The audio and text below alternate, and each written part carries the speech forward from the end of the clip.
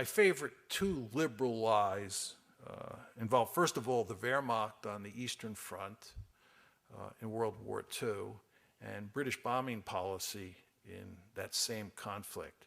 Just with regard to the Wehrmacht, when World War II ended, the United States found itself in a very interesting position. During the war, we were allied with the Soviet Union, fighting against Germany. During the Cold War, which followed World War II, we were aligned with Germany, fighting against the Soviet Union. We switched partners and we switched adversaries. All of this is to say, we effectively jumped into bed with a lot of people who had been key players in what is probably the most murderous regime in modern history. And because the Germans were so important for creating military power in the center of Europe during the Cold War, we had to clean them up.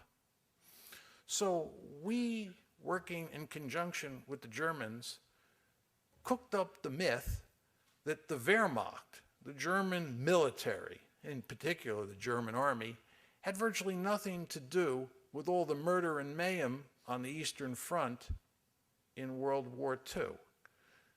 The Wehrmacht, we argued at the time, and I of course believed this, had clean hands. And it was only the Einsatzgruppe and the special police forces and so forth and so on that were involved in the killing that took place on the Eastern Front. Indeed, that was not true at all. It was a lie.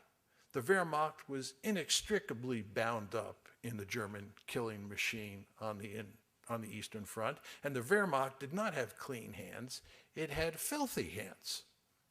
But given that we needed the Wehrmacht, or the remnants of the Wehrmacht, to create the Bundeswehr, we had to tell ourselves and tell others a story that was comprised of lies.